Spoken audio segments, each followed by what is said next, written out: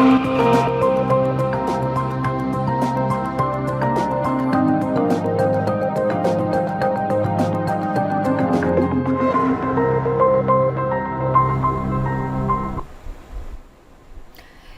आप देख रहे हैं कोर्ट्स दिस वीक। मैं हूं आपके साथ उन्नति भटनागर।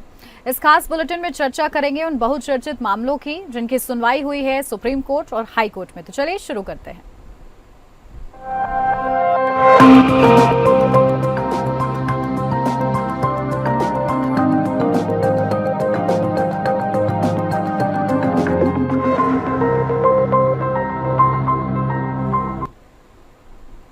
सुप्रीम कोर्ट ने वक्फ अधिनियम 2025 के कुछ प्रावधानों पर रोक लगा दी है। जब तक कि संशोधन की वैधता को चुनौती देने वाली याचिकाओं पर अंतिम निर्णय नहीं हो जाता, मुख्य न्यायाधीश BR गवई और न्यायमूर्ति ऑगस्टीन जॉर्ज मसीह की पीठ ने अंतरिम आदेश पारित किया।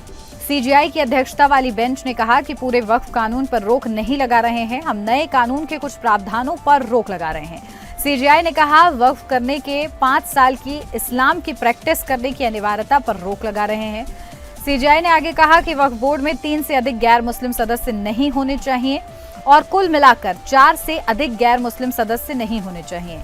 कोर्ट ने अधिनियम के उस प्रावधान पर भी रोक लगाई जिसमें एक कलेक्टर को यह निर्धारित करने का अधिकार दिया गया था कि क्या वक्फ के रूप में घोषित संपत्ति एक सरकारी संपत्ति है और इसके परिणाम स्वरूप उस प्रॉपर्टी की स्थिति पर आदेश जारी करेगा। CJI ने कहा सिर्फ रेयरेस्ट ऑफ रेयर की स्थिति में ही कानून रोक का आदेश दिया जा सकता है। CJI ने कहा कि पूर्व धारणा हमेशा कानून की संवैधानिकता के पक्ष में होती है और हस्तक्षेप केवल दुर्लभतम मामलों में ही किया जाता है। CJI ने कहा कि हमने कानून के सभी प्रावधानों को देखा है। हमने बहस सुनी थी कि क्या पूरे संशोधन अधिनियम पर रोक लगाई जाए या नहीं। CJI ने कहा कि वक्फ प्रॉपर्टी के रजिस्ट्रेशन की व्यवस्था 1923 से थी। कोर्ट के निर्णय के मुख्य बिंदु हैं वक्फ संपत्ति के लिए आवश्यक शर्तें। कोर्ट ने कहा कि वक्फ संपत्ति के लिए आवश्यक शर्तें जैसे कि 5 साल तक मुस्लिम धर्म का पालन करने की आवश्यकता पर रोक लगाई गई है जब तक कि राज्य नियम नहीं बनाते हैं। कलेक्टर की भूमिका। कोर्ट ने कहा कि कलेक्टर को वक्फ संपत्ति के बारे में निर्णय लेने की अनुमति नहीं दी जा सकती है क्योंकि ये शक्तियों के पृथक्करण का उल्लंघन होगा। वक्फ संपत्तियों का पंजीकरण। कोर्ट ने वक्फ संपत्तियों के पंजीकरण की आवश्यकता पर रोक लगाने से इनकार कर दिया क्योंकि ये पहले के कानूनों में भी था। फैसले के अन्य महत्वपूर्ण बिंदु हैं गैर मुस्लिम सदस्यों की नियुक्ति। कोर्ट ने कहा कि केंद्रीय वक्फ परिषद में अधिकतम 4 गैर मुस्लिम सदस्य हो सकते हैं और राज्य वक्फ बोर्ड में अधिकतम 3 गैर मुस्लिम सदस्य हो सकते हैं। वक्फ बाय यूजर। कोर्ट ने वक्फ बाय यूजर के संबंध में अंतरिम संरक्षण प्रदान किया है जिसमें कहा गया है कि मौजूदा वक्फ संपत्तियों के संबंध में राजस्व रिकॉर्ड तब तक नहीं बदले जा सकते हैं जब तक कि वक्फ ट्रिब्यूनल द्वारा इस पर निर्णय नहीं लिया जाता है। कोर्ट ने यह भी स्पष्ट किया है कि उसके अवलोकन केवल प्रथम दृष्टियां हैं और पार्टियों को अधिनियम की वैधता पर आगे की दलीलें देने से नहीं रोकेंगे।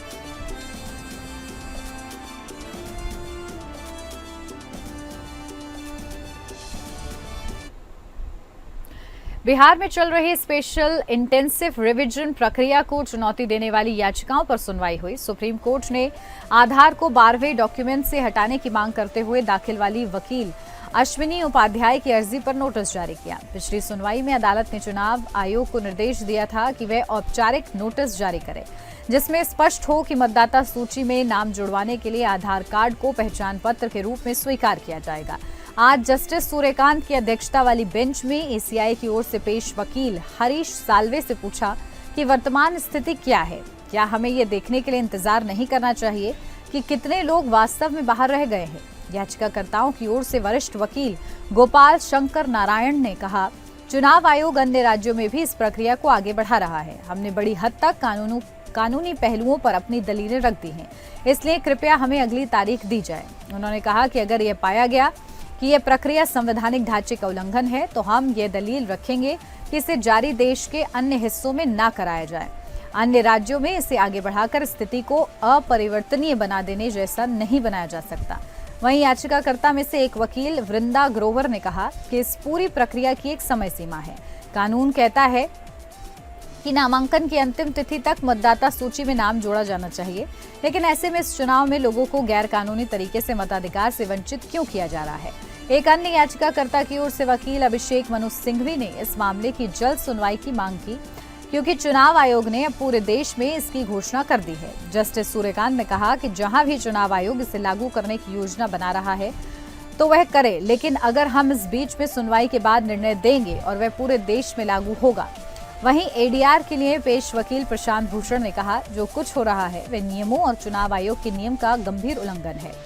इसमें बिल्कुल भी पारदर्शिता नहीं है, क्योंकि नियमों के मुताबिक एक दिन के भीतर ही दर्ज की गई आपत्तियों को उनकी वेबसाइट पर अपलोड किया जाना चाहिए, ताकि लोग देख सकें कि आवेदन करने वाले ये देखें कि उन्होंने डिलीशन या एडिशन आवेदन किया है, लेकिन ये प्रक्रिया नहीं अपनाई जा रही। उन्होंने कहा कि अब तक केवल 30% ही डिलीशन या एडिशन के आवेदन ही अपलोड किए गए हैं। जस्टिस सूर्यकांत ने कहा कि समस्या यह है कि जब हम चुनाव आयोग से जवाब मांगेंगे तो वो इसको लेकर अपना पक्ष रखेंगे, जिसमें कुछ और पहलू होंगे। हम दोनों पक्षों की बात सुननी होगी। इस पर भूषण ने कहा कि ये आंकड़े चुनाव आयोग के अपने रिकॉर्ड से हैं, उन्हें अपने नियमों और मैनुअल का पालन करना ही होगा। उन्होंने कहा कि चुनाव आयोग को अपनी मैनुअल और मौजूदा नियमों का पालन कराना ही चाहिए, क्योंकि अगर कोर्ट के आदेश के बाद 1 अक्टूबर को प्रकाशित होने वाली मतदाता सूची को निरस्त किया जाता है तो फिर क्या होगा। चुनाव तो अक्टूबर के मध्य में घोषित होने वाले हैं, उस समय तक कोई विकल्प नहीं बचेगा, इसलिए इन्हें नियमों का पालन करने का निर्देश दिया जाए। उन्होंने कहा कि चुनाव आयोग सिर्फ कोर्ट के आदेशों का पालन कर रहे हैं, वे अपने नियमों का भी पालन नहीं कर रहे हैं। कम से कम न्यूनतम पारदर्शिता तो होनी चाहिए। हालांकि कोर्ट ने कहा कि हम इस मामले को 7 अक्टूबर को सुनवाई करेंगे, तब तक आप सभी अपनी दलीलों का संक्षिप्त नोट तैयार करें। आप इन उल्लंघनों का एक संकलन तैयार करें और उसकी एक प्रति हमें भी दें। तब तक सभी पक्ष अपने अपने समय तय कर लें, जिसके आधार पर सुविधाजनक तरीके से सुनवाई की जा सके।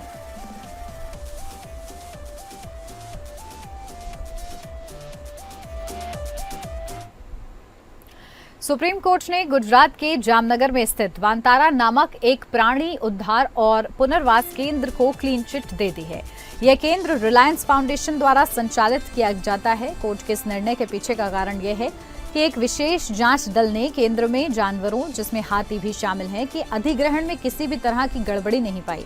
सुप्रीम कोर्ट ने उल्लेख किया कि वांतारा में जानवरों का अधिग्रहण नियामक अनुपालन के भीतर किया गया था, जैसे कि एसआईटी रिपोर्ट में कहा गया है। कोर्ट ने जोर दिया कि जब एक स्वतंत्र निकाय ने किसी भी गड़बड़ी का पता नहीं लगा है तो कोई भी अनावश्यक आरोप नहीं लगाना चाहिए। जस्टिस पंकज मित्तल और जस्टिस पीबी वराले की पीठ ने एसआईटी रिपोर्ट को स्वीकार कर लिया और गोपनीयता संबंधी चिंताओं का हवाला देते हुए पूरी रिपोर्ट को सार्वजनिक नहीं करने का निर्णय लिया। पीठ ने समिति की तत्परता की सराहना की और इसके सदस्यों को मानदेय प्रदान करने का सुझाव दिया। कोर्ट ने स्पष्ट किया कि उसके निर्णय को इस तरह से नहीं समझा जाना चाहिए कि इससे वैधानिक प्राधिकरणों या वांतारा के कामकाज पर कोई संदेह है।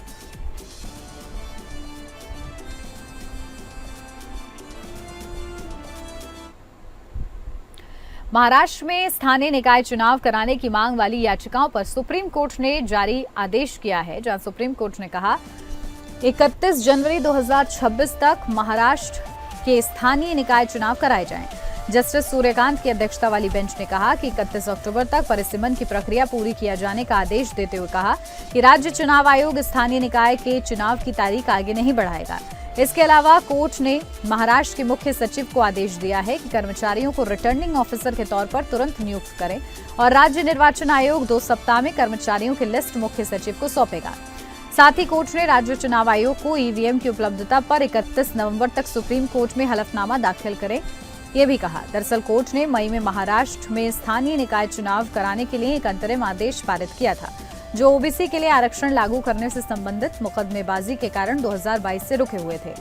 कोर्ट ने पूछा कि मई में आदेश दिया गया था कि चुनाव 4 महीने में सितंबर के अंत में होने थे, क्या चुनाव हो चुके हैं? महाराष्ट्र के वकील ने कोर्ट को बताया कि प्रक्रिया चल रही है, परिसीमन हो चुका है। राज्य चुनाव आयोग कुछ समय बढ़ाने की मांग कर रहा है, इसके लिए एक अर्जी भी दाखिल की गई है। इस पर कोर्ट ने महाराष्ट्र सरकार से पूछा कि हम आपको जनवरी तक का समय क्यों दें। महाराष्ट्र सरकार की तरफ से कहा गया कि 29 नगर निगम है, पहली बार एक साथ चुनाव हो रहे हैं। सुप्रीम कोर्ट ने नाराजगी जताते हुए महाराष्ट्र सरकार के वकील से कहा कि आपकी निष्क्रियता आपकी अक्षमता को दर्शाती है, हमें आप इसके पीछे का कारण बताएं। महाराष्ट्र सरकार के वकील ने जवाब देते हुए कहा कि हमारे पास 65,000 ईवीएम मशीनें हैं और 50,000 चाहिए, जिसके ऑर्डर भी दे दिए गए हैं। फिलहाल कोर्ट ने स्थानीय निकाय चुनाव अगले साल जनवरी तक कराए जाने का आदेश दिया है।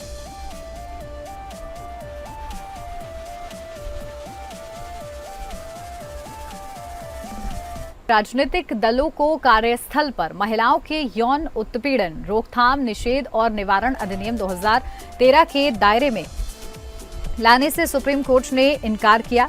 सीजेआई जस्टिस बीआर गवई की अध्यक्षता वाली 3 जजों की बेंच ने इस मामले में दाखिल अपील को खारिज करते हुए टिप्पणी की। सीजेआई ने टिप्पणी करते हुए कहा, ऐसा करना ब्लैकमेल का एक साधन बन जाएगा। इतना ही नहीं, इस कानून को राजनीतिक दलों पर लागू करने से ऐसे मामलों के लिए भानुमति का पिटारा खुल जाएगा। सीजेआई ने कहा कि किसी राजनीतिक दल में शामिल होना उस दल में नौकरी करने के समान नहीं है और राजनीतिक दल और सदस्यों के बीच नियोक्ता कर्मचारी संबंध नहीं होता है। सीजेआई ने सुनवाई के दौरान यह भी कहा कि आप राजनीतिक दलों को कार्यस्थल पर कैसे रखते हैं, वहां कोई रोजगार नहीं है, क्योंकि जब कोई व्यक्ति किसी राजनीतिक दल में प्रवेश करता है तो ये नौकरी नहीं है, कोई भुगतान नहीं होता है।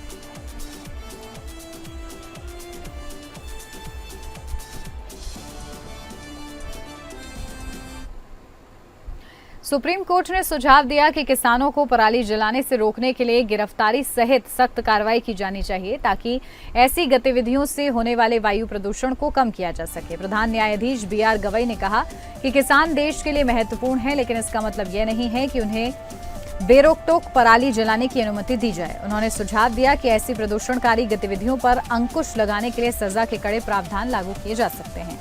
आप दंड के कुछ प्रावधानों के बारे में क्यों नहीं सोचते? अगर कुछ लोग सलाखों के पीछे होंगे तो इससे सही संदेश जाएगा। आप किसानों के लिए दंड के कुछ प्रावधानों के बारे में क्यों नहीं सोचते? अगर पर्यावरण की रक्षा करने का आपका सच्चा इरादा है तो फिर इसमें संकोच क्यों? मैंने अखबारों में पढ़ा था कि फसलों से बची पराली का जैव ईंधन के रूप में भी इस्तेमाल किया जा सकता है। हम इसे 5 साल की प्रक्रिया नहीं बना सकते। किसान विशेष है और हम उनकी बदौलत ही खाते हैं, लेकिन इसका मतलब यह नहीं है कि हम पर्यावरण की रक्षा नहीं कर सकते। सीजेआई ने पंजाब राज्य के वकील से कहा, सुप्रीम कोर्ट ने पराली जलाने की प्रथा को रोकने के लिए सख्त उपायों पर जोर दिया है, जो उत्तर भारत खासकर दिल्ली एनसीआर में वायु प्रदूषण को बढ़ाता है। प्रधान न्यायाधीश बीआर गवई ने कहा कि जबकि किसान देश की खाद्य सुरक्षा के लिए महत्वपूर्ण है, ये पराली जलाने की अनियंत्रित प्रथा को उचित नहीं ठहराता है। कोर्ट ने इस प्रथा को रोकने के लिए दंडात्मक प्रावधानों, जिसमें संभावित गिरफ्तारियां शामिल हैं, लागू करने का सुझाव दिया है। पंजाब सरकार ने पराली न जलाने वाले किसानों को नकद प्रोत्साहन प्रदान करने और धान की पराली का उपयोग करने वाले उद्योगों को गैर नकद प्रोत्साहन देने का प्रस्ताव दिया है। न्यायमूर्ति विनोद चंद्रन के साथ बैठे प्रधान न्यायाधीश ने दोहराया कि प्रदूषण नियंत्रण मानदंडों का उल्लंघन करते हुए पराली जलाने में लगे लोगों के खिलाफ सख्त कदम उठाए जाने चाहिए।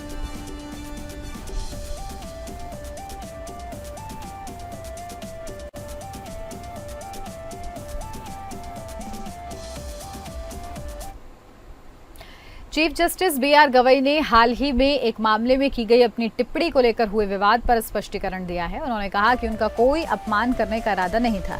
सीजेआई गवई ने एक याचिकाकर्ता को भगवान विष्णु से समाधान के लिए प्रार्थना करने को कहा था। इस टिप्पणी पर सोशल मीडिया पर प्रतिक्रिया हुई, जिसमें कुछ लोगों ने इसे हिंदू भावनाओं को आहत करने वाला बताया। सीजेआई गवई ने कहा कि वे सभी धर्मों का सम्मान करते हैं और उनकी टिप्पणी का उद्देश्य किसी की भावनाओं को आहत करना नहीं था। यह मामला मध्य प्रदेश के जावरी मंदिर में 7 फीट ऊंची प्राचीन भगवान विष्णु की मूर्ति को बहाल करने की याचिका से संबंधित है। याचिकाकर्ता ने आरोप लगाया था कि मूर्ति को मुगल आक्रमणकारियों द्वारा क्षतिग्रस्त किया गया था और सरकार ने इसे बहाल नहीं किया है।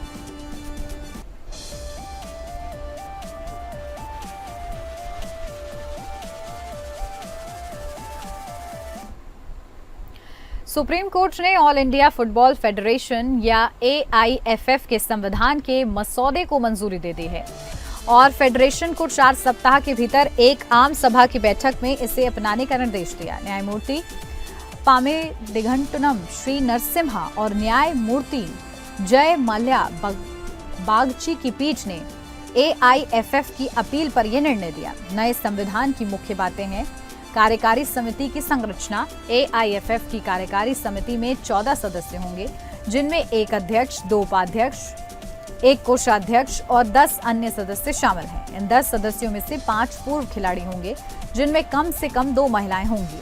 कार्यकाल और आयु प्रतिबंध पदाधिकारियों के लिए अधिकतम 12 वर्षों की सेवा अवधि निर्धारित की गई है, जिसमें लगातार 2-4 वर्षीय कार्यकाल शामिल है। इसके बाद 4 साल का कूलिंग ऑफ पीरियड होगा। कोई भी पदाधिकारी 70 वर्ष की आयु के बाद सदस्य नहीं रह सकता। अविश्वास प्रस्ताव नए संविधान में पदाधिकारियों को हटाने के लिए अविश्वास प्रस्ताव का प्रावधान शामिल किया गया है। सुप्रीम कोर्ट ने कहा कि उसे उम्मीद है कि नया संविधान भारतीय फुटबॉल में एक नए युग की शुरुआत करेगा और इस खेल को नई ऊंचाइयों पर ले जाएगा। कोर्ट ने यह भी कहा कि वर्तमान कार्यकारी समिति अपना कार्यकाल पूरा करेगी क्योंकि केवल 1 वर्ष शेष है, इसलिए फिलहाल नई चुनावों की आवश्यकता नहीं है।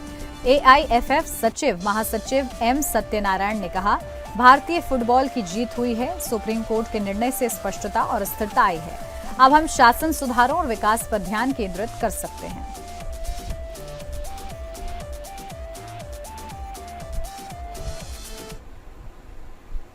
और इसी के साथ कोर्ट्स दिस वीक में बस इतना ही। नमस्कार।